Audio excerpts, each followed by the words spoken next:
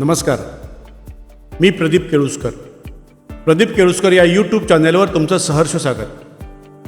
आपणा सर्व श्रोत्यांना मला कळवायला आनंद होतो की मी माझ्या 150 कथांचा टप्पा पुरा केला आहे आणि 150 सर्व कथा माझ्या यूट्यूबवर अवेलेबल आहेत. तेव्हा ज्यांनी कोणी माझं चॅनल सबस्क्राईब केलं नसेल त्यांना सर्वांना विनंती, कृपया माझं चॅनल सबस्क्राईब करा. तर आता ऐकूया माझी कथा, शेवटचे 2 प्रयोग. एक सूचना: या कथेतील सर्व पात्र व प्रसंग संपूर्णतः काल्पनिक आहेत. कोणत्याही सत्य घटनेशी तसेच जीवित किंवा मृत व्यक्तीशी संदर्भ आढळल्यास तो निव्वळ योगायोग समजावा. तर आता ऐकूया माझी कथा, शेवटचे 2 प्रयोग. प्रिय शारदे, कालच समजलं शेवटचे 2च प्रयोग करायचे आहेत. मग पूर्णविराम. मग शारदे, परत तुझी भेट केव्हा? बहुतेक कधीच नाही. तुझ्याशिवाय मी कशी राहू शकेन ग? तू अंगात भिनली होतीस ग. महाभारतात कर्ण आपली कवचकुंडले तोडून ब्राह्मणांच्या हाती देतो आणि स्वतः जखमी होतो. तशीच शारदे, तू गेलीस म्हणजे मी पण जखमीच होईल ग. 2 महिने तालीम केली आणि मग 25 प्रयोगात मी शारदा झाले होते. खरं तर ही देवलांची शारदा नव्हे, तर अस्वली या नाटकातील एक वेठबिगार स्त्री मी. शारदा, इतर वेठबिगार स्त्रियासारखी सतत सोसणारी पण अन्यायाविरुद्ध शस्त्र हातात घेणारी मी स्त्री. शारदा, किती कौतुक झाली शारदेची, म्हणजे माझीच ग. कोणी म्हटले जिवंत अभिनय, कोणी म्हटले विद्या शारदा जगली. कौतुकाच्या माळा या विद्येच्या गळ्यात पडत होत्या. पण खरं सांगू का शारदे, खरं कौतुक तुझंच होतं. राज्य नाट्य स्पर्धेत यंदा आपला ग्रुप अस्वली नाटक बसवणार अशी बातमी आली आणि अचानक आपले दिग्दर्शक सुधीर सरांचा फोन आला. विद्या, यंदा अस्वली करायचं ठरवलंय आपण. हो का सर? मी ऐकलंय, त्या नाटकाबद्दल मी ऐकलं होतं. होय होय. आणि विद्या, त्यातील प्रमुख भूमिका शारदेची ती तूच करणार आहेस. मला जमेल सर. मी ऐकलंय की खूप कठीण. अगं काय ऐकलंयस? हेच ना, शारदा ही झोपड्यात राहणारी, फाटकं चिरंगुटं नेसणारी, पुलाच्या बांधकामासाठी आलेली वेठबिगार स्त्री कामगाराची म्हणून. बरोबर आहे ना? हो सुधीर सर. आणि मी अगं यालाच नाटक म्हणतात विद्या.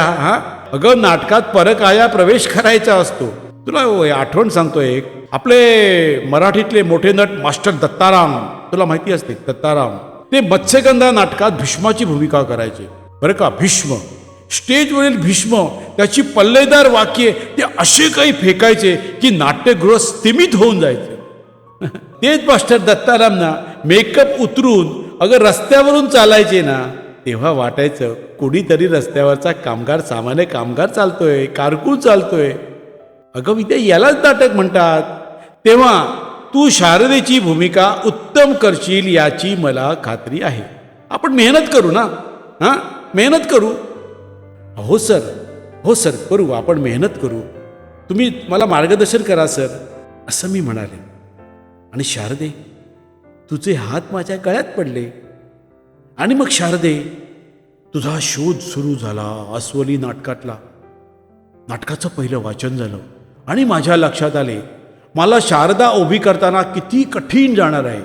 मी सुखवस्तू, मध्यमवर्गात वाढलेली स्त्री, मला हे वेठबिगारांचे जग कसं माहीत असणार. मग आमची टीम पनवेल जवळील पुलाच्या कामाच्या ठिकाणी पोचली. त्या ठिकाणी विजापूरहून आलेले अनेक कामगार, त्यांच्या बायका, छोटी छोटी मुले, त्यांच्या झोपड्या, त्यांचे उघड्यावरचे संसार, ती दगडाची चूल, त्या भाकऱ्या, त्यात लाल भडक कालवण, पुरुषांची रात्रीची दारू, मग बायकांना मारझोड, काही ठिकाणी भजनं. आणि अशा अनेक बायका पाहता पाहता मला तू भेटलीस शारदा. साधारण माझ्याच वयाची एक होती. सरळ नाकाची, सावळी, काष्ट्याचं झुनकट साडी नेसलेली, दिवसा पुलाच्या ठिकाणी कधी माती तर कधी काळं ढेकणं टाकणारी, मध्येच आडोशाला बसून पोराला पाजणारी, काळोख पडता पडता घरी येऊन नळाचे पाणी भरून अंग धुणारी, मग चूल पेटवून खरपूस भाकऱ्या भाजणारी. सतत 4 दिवस जाऊन मी त्या बाईचं निरीक्षण केलं. तिची बसायची उठायची पद्धत, तिचे हावभाव, नवऱ्यासोबत तिचे बोलताना तिचा चेहरा, मुकादमासमोर बोलताना आणि पंटसमोर बोलताना तिचे आवाज. एक ना दोन. शारदे, नाटकाच्या तालमी सुरू झाल्या आणि सुधीर सरांनी मला तुझा आवाज शिकवला. तो ऐकला मी आणि सुधीर सरांनी अजून म्हणून दाखवला. मी हळूहळू तुझे संवाद म्हणू लागले. तुझे संवाद माझ्या ओठी येऊ लागले आणि पुलाच्या ठिकाणी पाहिलेल्या स्त्रीसारखीच मी आता बोलू लागले. तिच्यासारखी मी उठबस करू लागले. मग माझा नवरा, नाटकातला नवरा आला, शामू. त्याची भूमिका आपल्याच ग्रुपमधला प्रवीण करत होता. आपली शेजारची पार्वती, शेजारी म्हणजे नाटकातली पार्वती, तिचा नवरा सत्या, मुकादम, पंटर आणि इतर पुलाचे कामगार सगळे आपल्याच ग्रुपमधले इतर जण आले. मग आपले एकमेकासमोर ते संवाद होऊ लागले. कधी हसू, कधी रडू, द्वेष, राग, आनंद, दुःख, पराकोटीचे दुःख. छोटी मुलं नाटकात आली, एक ना दोन. नवीन नवीन जन्म घेतलेले बाळ म्हणून एक फडक्याची बाहुली ती नाटकात आली. शारदे, तू माझ्या अंगात भिनत होतीस. शारदा शामूचा संसार उभा करायला मग नेपथ्य करणारा संजीव आणि त्याची टीम सरसावली. पुलाच्या आडोशाला उभी राहिलेली झोपटपट्टी, वडाच्या पारंब्याला लटकलेले झोपाळे, लांब दिसणारे देऊळ, अनेक बारीक सारीक गोष्टी जवळ येऊ लागल्या. आणि शारदे, तुझा संसार, तुझे शेजारी पण येऊन उभे राहिले. मग तुझे कपडे माझ्या अंगावर चढले. ती काष्टा मारून नेसलेली फाटकी साडी, तसलीच चोळी, हातात हिरव्या बांगड्या, बरोबरच्या कलाकारांचे पण कपडे आले. माझा नवरा झालेला शामू झालेला प्रवीण, त्याचे अनेक ठिगळे जोडलेले धोतर, बंडी, टोपी, हातातील तंबाखू. सुधीर सरांनी हालचाली दिल्या आणि मला तू सापडलीस. तुझे झोपडीत शिरणे, बाहेर पडणे, चूल पेटवणे, भाकऱ्या थापणे, मुलाच्या कामावर जाणे, पोराला जवळ घेणे, प्रसंगी पोरांना फटके देणे, नवीन बाळाला छातीला लावणे, एक आणि अनेक. पहिल्या अंकात शारदे, तुझा आणि तुझा नवरा, मुले, शेजारी, त्यांचे स्वभाव, दोन घास मिळण्यासाठीची धडपड, नवऱ्याचे व्यसन घालवण्यासाठी केलेला प्रयत्न यात गेला. आणि शारदे, दुसऱ्या अंकात मात्र पडलेल्या पुलाला परत उभा करताना नवजात बाळाचा बळी द्यायचा मुकादम ठरवतो. त्यावेळी शारदे, तुझे नवजात बाळ मुकादम ओढून नेतो. म्हणजे मी शारदेने हातात कोयता घेऊन मुकादमावर केलेला हल्ला, त्या हल्ल्याने प्रेक्षक हादरून जात त्या प्रसंगावर. शारदे, या नाटकाला अनेक अनेक पारितोषिकं मिळाली. मला त्याच्या भूमिकेत कित्येक ठिकाणी पहिला नंबर आला. समीक्षकांनी माझे खूप कौतुक केलं, प्रेक्षकांनी पाठ थोपटली. पण हे श्रेय माझं आहे का?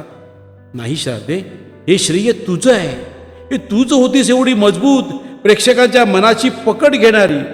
अगं, माझ्या जागी दुसरी कोणी शारदा केली असती उभी ना, तिलाही अशीच बक्षिसं मिळाली असती, असंच कौतुक झालं असतं तिचं. पण मी नशीबवान ग, आमच्या सुधीर सरांनी तुझ्या भूमिकेसाठी माझी निवड केली. गेले 6 महिने 25 प्रयोगात, 25 वेगवेगळ्या ठिकाणी, 25 स्टेजवर मी माझी खरी विद्या शारदेचा म्हणजे तुझा संसार उभा करत होते. या 25 ठिकाणच्या सुमारे 20,000 लोक विद्याला म्हणजे मला विसरले. त्या लोकांना समोर शारदा दिसत होती. आणि शारदे, आता फक्त शेवटचे 2 प्रयोग राहिले. आज नाशिक, उद्या पुण्यात शेवटचा. मग शारदेचे कपडे माझ्या अंगावर कधीच चढणार नाहीत. त्या झोपडीत मी वाकून कधीच शिरणार नाही. माझ्या 2 बाळांना कधीच हाका मारणार नाही.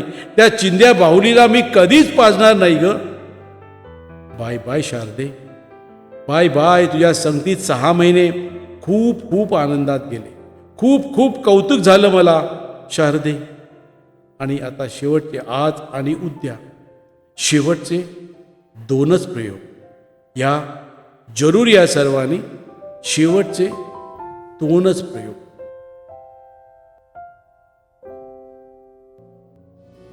तर मंडळी, कशी वाटली माझी ही कथा? माझे प्रदीप केळुसकर हे यूट्यूब चॅनल सबस्क्राईब करा, बेल आयकॉन दाबा आणि तुमच्या मित्रमंडळीमध्ये शेअर करा. आणि त्या खालच्या कमेंट बॉक्समध्ये तुमच्या कमेंट्स अवश्य लिहा. तसेच माझ्या व्हिडिओला लाईक करा आणि शेअर करा. धन्यवाद.